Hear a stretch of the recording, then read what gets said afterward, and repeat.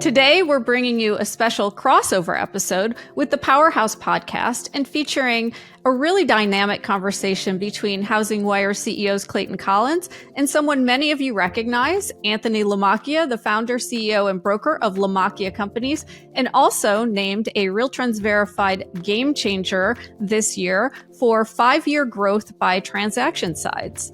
Anthony shares his career journey from working in his father's landscaping business to building Lamacchia Realty. And he also talks the importance of strategic marketing and branding, content creation, and learning when and when not to delegate tasks. So enjoy the podcast. So Anthony, I saw your post. I think it was, I don't remember, Instagram or LinkedIn, but you had a pretty cool gift from your kids on a big milestone that's coming up. Share with us. Yeah, my son Grant, my youngest of my 4 children, he just turned 8. He asked me randomly a week ago or 2 weeks ago, "Dad, how long have you been in the real estate business?" I said, 20 years. Next thing I know, I come home and he made me the cutest congrats, 20 years in real estate, and all these Lamacchia Realty stickers all over it and swag pieces, and it's pretty damn cool. It's in my home office, but thank you for noticing. It is 20 years right now. Congratulations. Yeah, 20 years in real estate is phenomenal. And in this conversation, I want to hear more about that entrepreneurial journey. Like for me, I've like gone back and looked at like your RealTrends data and like seen, just today when we're recording, we just dropped the RealTrends Game Changers for 2024. Lamacchia Realty, 92% growth over the last 5 years. So like kudos to that, like massive growth. But I know the story didn't start 5 years ago and it didn't start in 2009 when you officially put your logo on the door. Give us a glimpse into your entrepreneurial journey that has led to the business you lead today. Well, thank you for the recognition with Game Changers. You know I love being involved with you guys, and I've been reading HousingWire for many, many years every day. And I'll tell you this, the 92 might sound impressive, but wait till you see the numbers next year, buddy. When you're measuring this year, you will be astounded. We're going to blow that number away. So 21 was a hot year, and I think you guys were like 1.6 in volume in 21, and then did 1.7 in 22, and then somehow in 2023 beat 2022 with like almost 1.8. And another social post of yours, I saw that you've already passed $1 billion in volume. I think that was like in May or like beginning of June. Yeah. So like before the halfway point in the year, it already passed $1 billion. So like, what's the runway? And we're going to get to the entrepreneurial story. I know. No, it was about a month ago, and we are on track to eclipse 2.5 billion this year, pretty certainly, unless something bizarre happens, in the macroeconomic world or something crazy. It's going to be pretty hard for us not to pass 2.5 billion. I don't think we'll get to 3 just because there's always a lag with closings, but we're finally back to the gangbusters growth. We were up over 40% the last 3 months in a row. And this month here looks like it's going to be at least that. So the acquisitions are kicking in, but I know you want to start back at the beginning. We'll memorialize the episode and call it from 0 to 2.5 billion. But now take me back to 0. Where'd you get started? Well, I mean, really, it wouldn't be fair to my grandfather, who sadly is no longer with us, and my dad, who fortunately is with us and very actively talking to me every day about the business. But I grew up working for my dad doing landscaping. And it's funny, I was just texting with my son, and he says, "Oh, we're going to such and such condominiums, and our management company manages those, and my family landscape company does the landscaping." And he's working a landscape company in the summer, and he says, "I got to go weed the beds all day." And I said, "Charlie, I weeded beds so many days by your age, you can't imagine." So I grew up working in the landscaping business, but I was very fortunate in the sense that I saw my dad's ride up. He started the company the month I was born, April of 1981. So literally the month I was born. And I worked with him so young that if I said it, people wouldn't believe it. Very young, single digits and low single digits, going to work with him close to every day. Him and my grandmother, his mom, used to argue. So, child labor laws are out the window in family businesses. I know the dynamic. They don't apply to family business. And let me tell you, in the Lamacchia family, they go out the window. I think there's almost an angst against them. So I started very young, but I was lucky in the sense that, my kids can't experience this now other than with me. But I was lucky in the sense that my grandfather was an accountant for Raytheon. He was in charge of a multi-billion-dollar budget. And on the side, he did my dad's books, my dad's taxes, and everybody's taxes in the family. And I was very lucky that at age 12, he started teaching me profit and loss, accounts receivable, accounts payable, balance sheet, literally 12 years old. And I don't know if you remember this, Clayton, but they used to have handwritten accounting documents. They were 11 by 17, greenish, beigeish paper. And my grandfather would handwrite them. And this is going back to 1993. And I give them credit and they have given me credit and they've said, yeah, but you were interested. Well, I was interested because things were kind of tough when I was real young. And that's why I ended up with my grandparents. But that's how it started. And I just had so much entrepreneurial spirit in my belly since I was 8, 9 years old, literally without exaggeration. Always knew I'd be a business owner. Thought it would be more in the landscape and construction space. And yeah, I own that business with my brother, but obviously Lamacchia Realty is by a mile the largest business that I own. And then got out of high school, worked through high school with my dad, got out of high school, no college. I wouldn't have got accepted to do anything anywhere, to be in any college. I wasn't a good student. I was pretty good at sports and got into working with my dad. And then after a few years, decided I needed to do my own thing. And that was a tough time for my dad and I. But I left the family business, got into real estate from between 04 and 06. I did both. And I joined Remax at the time. Great company, a great competitor of ours. And joined Remax and I just started selling. And Sarah, you've met her, Sarah Chason, our vice president of finance. Her and I started, and she started with me a year after, and we worked out of an extra bedroom at my house. And luckily, her and my wife and I were all best friends, so that wasn't awkward. It would have been awkward with anybody else but her. Might have been awkward for her a little, but it wasn't for me. And we just built it up from there, and we started selling so much. I took a big gamble, Clayton. In July of 06, I started running television ads saying, if I don't sell your home in 70 days, I'll buy it. And that was at a time that inventory levels were going through the roof, literally through the roof. And people were having a lot of trouble selling their homes. So I'm running these ads. If I don't sell your home in 70 days, I'll buy it. And by that time, one part of the story I left out, when I was working with my dad, 20, 21, 22 years old, I started buying condos, multifamilies.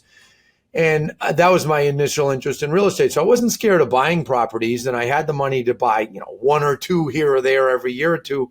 But when I started running that television ad, I was nervous. I'm like, I can't buy 5 houses, but I did it. And that took us off quite quickly because the market was going down, inventory was going up, and I'm running this ad. So going back a couple of years, if college had been in the cards, how do you think that would have changed your entrepreneurial trajectory? Or you think you could have gotten, sucked into a corporate job and maybe not taken the path you did? What do you think would have, how life, I don't know, it's kind of a big question. Well, it's a very good question. And I've talked that over with family and friends have brought it up. And I never wanted to go to college. I didn't, frankly, Clayton, I don't think I've ever admitted this on a public platform. I wouldn't have stayed in high school if it weren't for my grandfather in football. My grandfather was, there's pictures of him all over this office, and he raised me. And he was 5'4", but if he said you're doing your schoolwork and you're finishing school, you did your schoolwork. So I did what I had to get through. One time I brought up the idea of leaving school, and he told me the answer is no. And he also said, not only it's no, you're not to bring it up in this house again. And that was it. And I just, between him and football, I toughed it out. But it was never in the cards for me. And if you look, a lot of wild entrepreneurs, they didn't quite do good at school. I am definitely a founder mentality. And I don't knock college. In fact, my daughter, within the next couple of years, she's going to be going to college, but it just wasn't for me. I'm a very, entrepreneurial, creative minded person, very hardworking. I don't do well not being the boss. And that was it. And then we just built up from there. What I was saying, we just more and more sales, started hiring people. I switched from Remax to Realty Executives, work for a great broker owner friend who's my neighbor to this day. He was very supportive. He was even supportive when we left. And frankly, he taught me a lesson when his support made me say, I'm going to remember that when I have a company, when I built the company big and people leave and start their own company, I'm going to be supportive. And then in '09, we started a Lamacchia Realty. I had a business partner. And then in 14, I bought him out. I converted the company to brokerage model in 15. And the rest is history. It's been a dizzying decade. And I can tell you that the next decade undoubtedly will be substantially more growth than the last decade. All right. So when you launched in '09, or when you bought your partner out in 14, what was the strategy and what was the vision you had at that time for what you would build? Well, I always knew that we were going to eventually go brokerage model because I felt that the team model was a bit restricting to the agents. And I also knew, not just felt, I knew that you can only scale a team model so big. And there's been some companies that have done it quite well. Look at other friends out there like Bob Slack or people like that who've scaled it well, but there's a ceiling eventually. And I was able to push that ceiling higher than most at that time. But I knew that to keep people long-term, we'd have to be brokerage model. And I also knew that I couldn't really do a team model nationally and scale it. And, those are my plans. And so in '09, we started as a team model. We were essentially a team model from '09 to 14. And I started bringing up to my business partner that I had this vision for brokerage model, and I knew that was the way to go. And he wasn't quite on the same page, and he started bringing up wanting to get back to building homes, and very talented guy, very smart guy. So I bought him out in 14. There was no drama, no saga, no nothing. I bought him out. Took 5 years to pay him. That was the deal. And during that 5 years, we really dug in and we converted the company to brokerage model. So 16 and 17 were hard years. We were converting the company. The margins weren't as good. There were moments that Sarah, our finance person, are you sure about this? And I even was like, Jesus, the splits are a lot different when you're dealing with agents that sell a lot of homes, and there's not as much company dollar in that. But I knew we'd get there, and we did. So you mentioned like that. I think it was in '06 when you ran your first TV ad. And I think I know your market in Massachusetts. I know you've expanded. You're a marketing centric broker. Like you have the billboards and the radio, the TV. Did you maintain that marketing centric approach throughout the build period? And where did you learn that? And what's how have you thought about marketing and the brand that you built, which is so dominant in the markets you operate in? The quicker answer is my dad. Though he had a small business, he, to this day, Clayton, is just a branding and marketing machine. His brain is like a popcorn machine of advertising ideas. And growing up, I was always fascinated. Frankly, I'm fascinated to this day at how he would send out a postcard. And, in those days, 1995, he would send out 4,000 postcards to a certain neighborhood. And he would send them out on a Tuesday or a Wednesday in Clayton. By the next Tuesday or Wednesday, he had $50,000 in deposits for jobs that were coming up. He'd bring on 5 or 10 new maintenance accounts. And I would observe this and I would say, holy shit, this is amazing. Yeah, and that was really my first observation of hearing him say, oh, I'm spending, whatever the numbers were, $3,000 for 4,000 postcards. And then in my head, I'd say, all right, he spent $3,000, but he brought back 50,000, and maybe that's an exaggeration. Maybe it was 30,000, whatever the number was. But yeah, whatever. But that's in deposits. But remember, that's in deposits on jobs.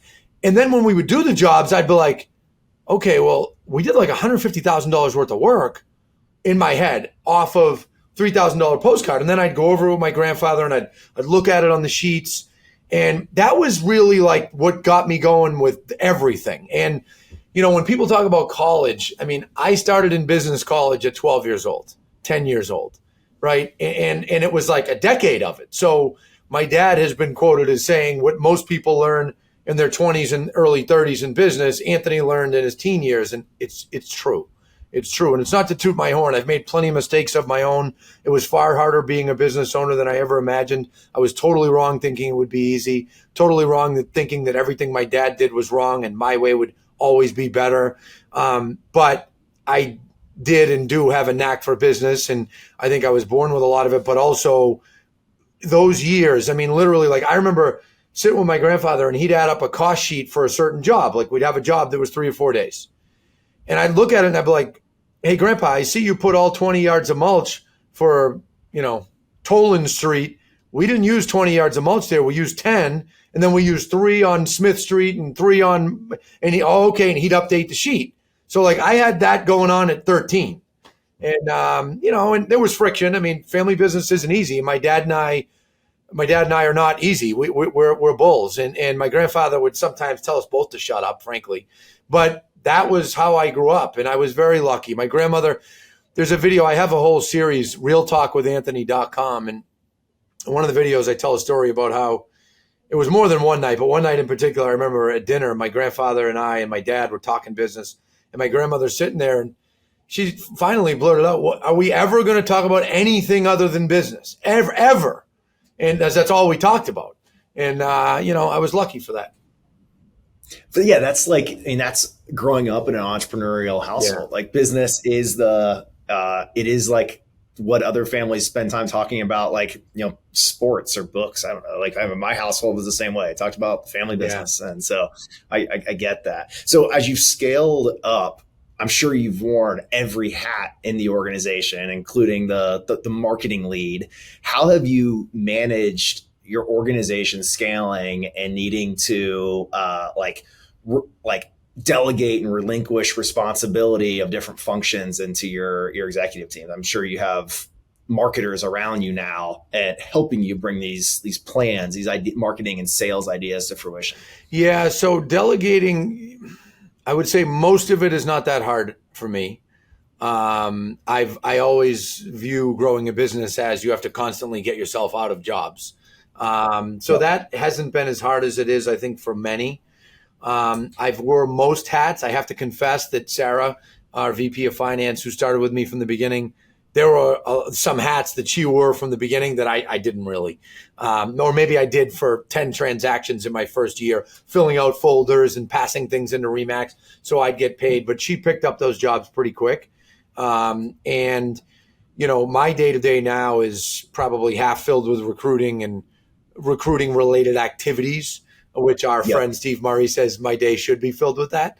And then I'd say 40% marketing related things, videos and creativity and things, and probably 10% running the rest. Our chief operating officer, Jackie Lou, has done a tremendous job. I'm very proud of her. She was appointed to the position officially 2 years ago, and she runs the majority of the day-to-day of the company.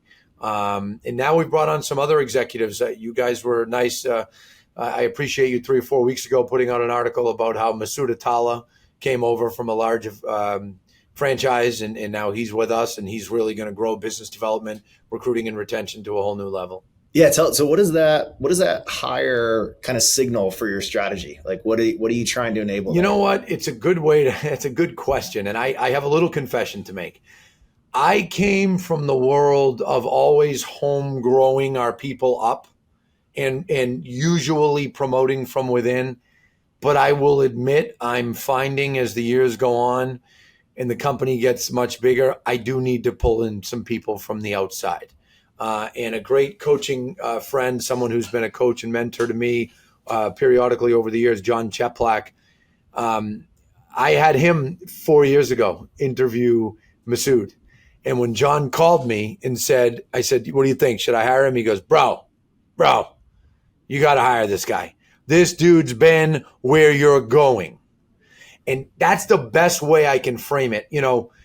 Masood when he went from up here at Coldwell Banker down to the Southeast, the area he was in had 750 agents. They built it up to 1,500, Then he worked on the affiliate side, blah, blah, blah. So I know we're headed there. So you got to bring in some people like that. And I'll tell you that when you talk about trouble delegating, I think that's where I've had a little bit of a hard time, where I've always had the attitude of like, I'll learn it. I'll teach our people. I'll learn it. I'll teach our people. Well, you get to a level that if you keep doing it that way, it slows you down.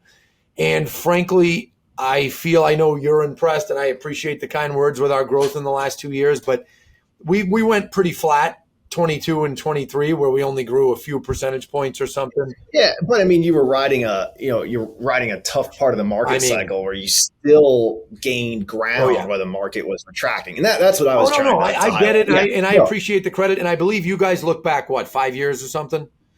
Yeah, that 92% for those growth 3 is a years are five-year helping number. me make up Yeah. for the 22 and 23. But honestly, I did realize through it that, like, okay, I need to bring in some vets, people that have this down, Yeah. people that are used to not just running a group of 5 recruiters, but used to running a group of 100. Like, I need to bring in some people like that. And even on the relocation side, we hired a guy by the name of Shane Bronson 5 years ago, and he had come from a larger company. And now we just brought over another guy, Jason Posnick, who was at a competing brokerage. And, he does a lot of video, and he loves training, and he loves coaching. And he's going to help fill that void of, like, I've been holding on to the training a bit, and we need to bring in some other people that can talk like Anthony and fire up a crowd. And, so I think I did good delegating a lot of the smaller jobs and smaller tasks. And when I say smaller, they're still very important, very important. But some of the, like, in front of the cameras and all that, maybe I hoarded a little. Well, now I'm bringing in other people to share that limelight and to help with that. And it's helping, I can tell. Well, one of the things, I mean, our business is obviously different in media, but I can very clearly pinpoint leverage points in the business when other executives start building a market facing presence, and there's multiple people on the leadership team that clients or users and readers in our case come to and turn to. And there's I felt an operational bottleneck when I'm always the the market facing person of the company. I mean, the only person that new prospects or users or clients or customer service, everything hits the person who's available and market facing. And it's a big leverage point when you have other executives that are market facing and available and getting feedback loops. And they also get different feedback loops than I think the CEO always gets. Well, yeah, because people will speak up to others more freely often than the founder or the CEO. And, that's gone well. And I appreciate that. I mean, Jackie's been involved in various companies like yours have invited her to be on stage and to do other things. And I really enjoy seeing that. It makes me not only personally proud of her, but also, these people are the caliber. We have people here that are the caliber that can easily answer questions. And, Jackie, I do news segments all summer with our local Fox affiliate, and there's 10 segments. And now she does 5, I do 5. And she goes on the news. She talks about the local market in that particular area that they're doing the news that day. And, it's a great thing. And I've leveraged video and, my opinions on various things like the cases, and that stuff helps catapult you to higher levels. It does. Yeah. I mean, so last week, I was on the podcast with James Dwiggins and Keith Robinson, their Real Estate Unfiltered show. And we were talking about taking national headlines and bringing it down to a local level to help educate local home buyers or financiers in their exploration of home ownership. And I think there's a lot of confusion and misinformation that happens when people just consume national real estate data and don't know what's happening in their market. Sounds like you are doing that on this Fox affiliate. What have you learned about talking about the local market and tying it out to the headlines that someone might be getting from CNBC on a national or CNN on a national level? Well, the thing I always say, Clayton, is we are very fortunate to be in a business that everyone wants to hear about. And I think that I have taken advantage of that better than most anyone in the business, where, when people say to me, well, how the hell have you done over 250 live news segments? I've been on every major affiliate in the Boston market, Wall Street Journal's written, Barron's. Well, when you put out content, it attracts people. When you educate, you attract. I'll say it again. When you educate, you attract. So we were putting out monthly housing data starting in 2011. And then by 2013, 14, I was doing videos on them. And, when you do that and you're constantly putting out information, eventually the news calls. And there's ways to work to get to know them through social media, through just reaching out. But that's how you do it. And most people in our space miss that. They miss that. And it's a big mistake. And, look at the real estate cases, right? So I was always the guy that talked about two things. I talked about to the consumers, I talked about home sales, total listed, pendings, pricing. And of course, there was a segment, it was also realtors that would pay attention to that. right? And then I would give business tips. I'd go on Instagram, my own Instagram now. I have a large following, and I'd give tips. Hey, realtors, do this, do that. I would do that all over Crush It in Real Estate. Well, I didn't comment on any of these crazy legal cases. But then last October, the plaintiff's attorney got on my nerves. So I started doing videos, as you know. And what happened? Everybody's tuning in. I'm hearing from people all over the country. And I knew I hit a vein. I knew that I filled the vacuum of the lack of information that was out there.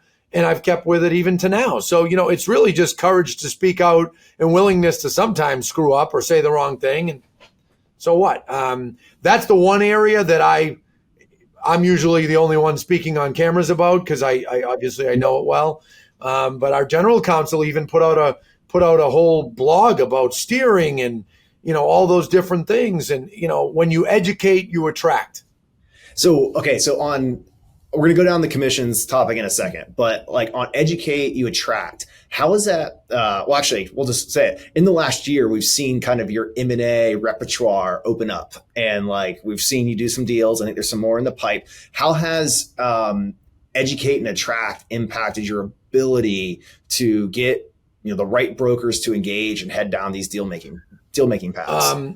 They're definitely impressed with my stance on the cases. That there's no doubt that has helped me. But we closed 3 deals even before I ever spoke out on that. So what most of them say is, listen, I've been watching you for years. I remember your TV ads that I used to get mad about 15, 20 years ago. They say it. They say it. When I used to watch your TV ads and you'd say you guarantee to sell a home in 70 days. And if you don't, you'll buy it. And some of them even ribbed me. That was bullshit. You would be tough on the price. And I was like, of course I'd be tough on the price. Yes. Like I own that. Right. And, so I'd say the advertising over the years is paying dividends now. Us being an information source, me being I'm the go-to New England real estate media guy. The media comes to me when things come. Like, remember when Trid came out? 3 media stations. I didn't reach out to any of them. They called me. One of them came in. They did an extensive story. Cyber crimes. Remember those when they were getting bad? They were going in real estate transactions. Well, there's a thing here on our local NBC affiliate, Help Me Hank. And this is an investigative reporter. She came in, did an 8-minute story with me and other lawyers, and we had to talk about cyber crimes. If you just keep at it, and that's the thing, Clayton, I keep swinging at a level that no one else does over and over and over and over. And I don't care how hard the market gets. If the market got 80% harder, if home sales went down 80%, I would just swing harder and harder. I'd never lose momentum. I'd never give in. And eventually that pays off. And that's what's happening. Okay. So you got the attention. What is the M&A strategy? What are you trying to achieve? Give us the glimpse. Well, a couple of things. And I'll tell you something I've noticed that I wasn't as aware of 2 years ago. Not all the companies that sell have financial problems. In fact, many don't. Some of them are. Well, I mean, the world I come from is you don't even touch the ones with financial problems. Like we buy profitable, growing businesses and help them grow faster. Yeah. Is how I think of it. Yeah, and some of them we've bought have been very profitable, and some not so much. I mean, truth be told, all the real estate brokerage space is not very profitable right now, and it hasn't been for a couple of years. But we don't hold them against them. We don't hold that against them. When we're buying a company that's, on a store, it's got a storefront location for the last 50 years and in a town that the major highways go through. It's more of a regional community, not just a pocket community. That has value to me. And if they've got 30 realtors and if they're doing 60 million a year in sales volume, I look at that and I say, I can get that to 60 realtors and 150 million in sales volume within a year. And with our model, we can. We have the leads. We have the training. We have the tools, the support, the marketing. And when we go into a town, we invade. And that's a word. That word invade, I'm quoting my good friend Brian Sears, who is the brother of the National Association president, Kevin Sears. A lot of people, that we brought them into You acquired their business. Yeah, right? we brought. Is Brian still involved? Oh, yeah. Okay. Brian has been a blessing to our organization. He's the managing broker for Sears Real Estate, as has Kevin and really the whole crew. Having the NAR president isn't exactly something that we're crying about. We're happy about it, right? But Brian said to me 9 years ago, he sent me an email one day and he said, hey, before you invade Western Massachusetts, just make sure we talk. And I never forgot that email. I wasn't ready to go out there at that time. I wasn't ready financially. We didn't have offices in between. They're an hour and a half from here. We need offices in between. It's better when you're contiguous if you can be. Well, a couple years ago, well, more than a couple years, we started talking about it again. And then we were able to make that happen earlier this year. And I'm very grateful to Brian and Kevin and Dan and the whole family. And, but that was his quote, before you invade. So, Clayton, we've developed a reputation for invading. And we do. When we go into a city, Clayton, it's postcards, billboards. We just opened one 3 weeks ago in the Berkeley. But you're talking about invading to recruit everything. New agents. Yeah. So you're doing the consumer marketing and the B2B side. But here's the thing. The consumer marketing, Clayton, the realtors are seeing it. The realtors are hearing about it. The broker owners are seeing it, and the broker owners are going, oh, shit. So we just went in 2.5 weeks ago to the Berkshires, Western Massachusetts. They have 3 billboards on highways in the county. Well, at least 3 that were available. I think there's 5. Yeah. We didn't take out one. We didn't take out one for a week. We took out all 3 for 3 months. We're postcarding, not the whole county, but most of the communities. We're running television ads. We're making a bang. They've got newspaper. We're doing online ads on their newspaper. We're taking out full page ads. We do that everywhere we go.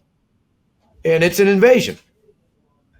I remember a couple of years ago, I was up in Beverly, Mass, and I sent you a picture. I texted you a picture of a billboard and said, like, looking good or something like that. And I thought you would know where I was in the billboard I sent you just off of the photo. And you're like, which one is that? Like, it was just kind of like screamed at the scale of which you have distributed. Yeah, we're around, just to give you an idea, we're somewhere between 40 to 60 billboards on the major highways throughout Massachusetts, really New England, but more like within 50 miles of Mass, New England, within 100 miles maybe, 40 to 60 at a given time on major highways. And January, it might be 25, December, 25, but most of the year, it's 40 to 60 billboards. And then we even have them on 95 in Florida. And you know what? In the winter, people from up here that go to Florida text me pictures and videos, and that's how I find out if they're up. So so you have this strategy that works really well in Massachusetts and New England. How is it translating to Florida, a market where, outside of the snowbirds that are down there, your brand, your name is not as well recognized, pretty competitive real estate market? Like, how's that geographic expansion strategy either supporting the strategy or informing you on how you grow outside of New England? So there is no denying that it is harder outside of here. We've been on television since 2006 here. And we've been on billboards here since 2008, right? Not to the extent we are now, but you get my point. So there's no denying that when we get outside of our hood, it's harder. But I will tell you, our name recognition in South Florida was actually pretty decent, and it was actually easier, to my shock, than Central Connecticut. Reason being, 40% of the population in South Florida is from New England, from the Northeast. So we had some name recognition, particularly those 50 years and older, from the beginning. Now, the good part of Connecticut, we've been in there almost 3 years, is in Connecticut, when we went into Central Connecticut, no one knew us. It was like they never heard our name. And that's because the TV ads and the billboards weren't going there.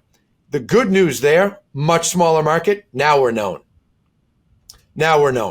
South Florida, massive market. We have some name recognition. We're working every day to grow it, but it's harder to grow it there than it is in Connecticut. So there's some. Did you have like an anchor person that pulled you down to South Florida, or like what is, like, when you go outside of New England, like what is that? What informs that decision and why? Well, we have an agent, Amy Belchunas, who was with us up here for about 4 years. Great agent, great person, top shelf person, trustworthy. And she moved down there, and I connected her with a couple different companies. And she calls me one day and she says, Anthony, I miss the company. I miss the CRM. I miss the training. I said, what do you mean? You get access. We send you the Zoom links. I was still letting her tune in. Anthony, it's not the same. I said, well, so I'm like this. You moving back? She says, no, but I got an idea. You always said you'd eventually open in Florida. I've never seen a tidal wave of more people moving here than right now. Clayton, this was June of 2020. And I said, And literally, I remember I was driving, I was right up the street, and I'm like, that's an idea. She goes, Anthony, don't you know this agent and that agent? And we got talking, and lo and behold, October of 20, we opened. Truthfully, I wish we got in there in 18 or 19. We rode a wave for about a year and a half. Now the interest rates have kind of screwed things up, and business there has gotten tougher, but we're going nowhere. We're in Florida to stay. When you hopefully are gracious enough to interview me in 10 years, I hope I'm telling you that we're in every major city, every major metropolitan area in Florida. I don't know where your life takes you, but I'm interviewing you in person in Florida, where I might live there. But at that time, by then we might be neighbors. You are from Florida originally, right? That's my home state. We might be neighbors. I didn't know that was your home state. Nice. Yeah, grew up in Vero Beach, Florida. Wife's from Sarasota, there's a probability we spend some time there in the future. Love it. All right. Okay. So a couple challenges in the market right now. You just mentioned interest rates. We also talked about the commission lawsuit a few minutes ago.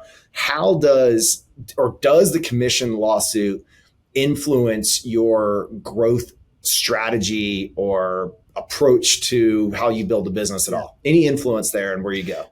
Yeah. I mean, there are people that are concerned that the brokerage business is going to decrease, and I don't agree with them. There are people that are worried that realtors will become less relevant, and I don't agree with them. So I am hedging my bets, and I'm saying I think that, I'm basically doubling down, tripling down on the brokerage business because I don't think it's going anywhere. And people want realtors, no matter how much negative media has been put out there in the last, year. People still click contact agent every day, every second of every day. So I feel very good about that. And also with respect to the changes, Clayton, I built a lot of the reason the company got built the way it did, as fast as it did, is my training, right? Training that I built with our people here. And I think we sell our training and coaching across North America to many other brokerages, teams, et cetera. We just had a big leadership event where we had 15 broker owners and large team leaders in, and they paid a high price tag, but we showed them our playbook. Well, all these people, that were teaching and all that creates more of an attraction, because now realtors let's be serious, 19, 20, 21, 22, it got too easy. And these people now are like, shit, I need training. And so honestly, I'm loving it. The industry is talking about this August 17th inflection point. Like what do agents and brokers, I know it's a big conversation, but we're going to do it succinctly. Like, what are you teaching right now to get people ready for August or October? You know what we named our course that we're running this month, Clayton? I don't. Getting Paid course. Okay, getting paid. All right, because that's what agents. That seems like a class or a course that agents would sign up. That's the thing. I'm leveraging that, and hey, look, I'm in the business of getting attention. When you're in business, most businesses are in the business of getting attention.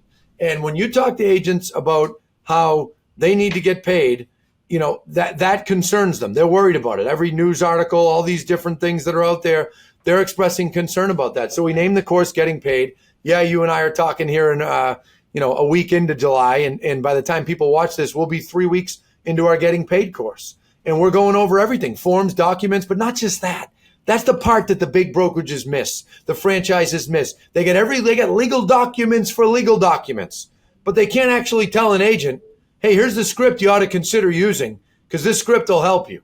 Here's the rebuttal for when someone gives you this objection.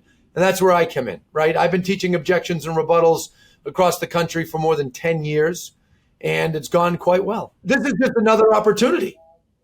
Is this agents of like all experience levels and 10 years signing up for this? You have someone who's been selling for 20 years or 20 days, and they need this Getting Paid course, right? They 100% need it. And we do not, for the record, we do not sell the Getting Paid course through Crush It in Real Estate nationally. That is only taught in my own company, because I don't want to be getting into commissions and contractual things with national customers and Canadian customers. I don't want to do that. So we stay the hell away from that. But in our company, you're teaching people how to negotiate, teaching people how to communicate and figure out the structure that works best for them and the home buyer. Well, in truth be told, Clayton, I've been teaching people how to get buyer agency agreements signed since 2012. I've been teaching agents how to get more commission when they're representing a buyer when it's necessary to get more commission, or maybe they feel it's less than they want, since 2013. I've been teaching agents objections and rebuttals on listing appointments with commissions, I don't know, since 2008, right? So what's really different? For me, it's not that different. A little more complicated, a little more, you have to do this, the settlement says that, you can't offer compensation in the MLSs, but so what?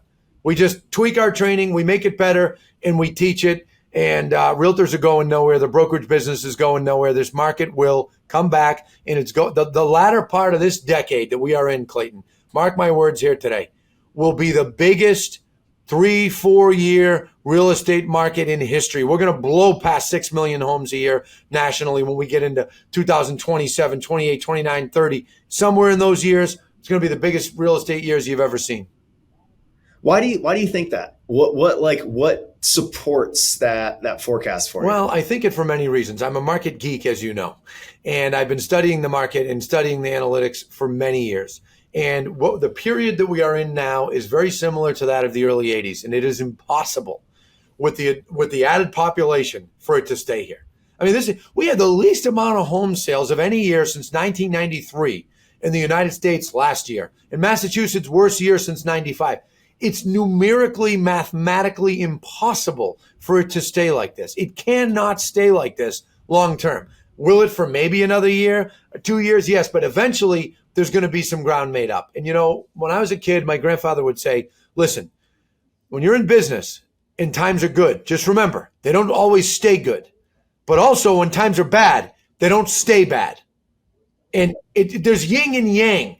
The bigger the boom, the bigger the bust. The bigger the bust, and this is a big bust, this market in the last couple of years, the bigger the next boom. And we're right on track for it. You look at demographics. You look at the age of people needing to move out of their homes. You look at people coming up, first-time buyers, everything, population, people consolidating households with the tougher economy in the last couple of years. They're going to have to break out of that. Marriages, divorce rates, mark my words, the last few years of this decade will be the biggest we've ever seen. We're going to be 7-8 million homes in a year in the United States. Boom. That's a wrap. Anthony, thanks for joining me for an episode of Powerhouse. Love learning more about your story, your leadership, and what you're building over at Lamacchia Realty. Well, Clayton, listen, thank you so much for having me. I appreciate it very much. And I want to give you some credit in return. You and Steve made a deal years back with Real Trends, and I'd been a HousingWire watcher for years, and I've been involved with Real Trends for years, but I honestly am very impressed with what you've done with the company. I enjoy your events. Your event this year in Phoenix was awesome. I will be there next year. Did I hear next year you're going back to the Broadmoor? Did I hear that? Yep, we're going to Colorado Springs, the Broadmoor. Well, I look forward to that, and I think I'm going to bring my family to that. Last time I was there, I remember taking pictures and videos for the kids saying, this is the coolest place, and I think I'm going to bring them, and we're going to make a vacation out of it. Anthony, have a great week. Thank you for the time. Thank you. That's a wrap. Thank you.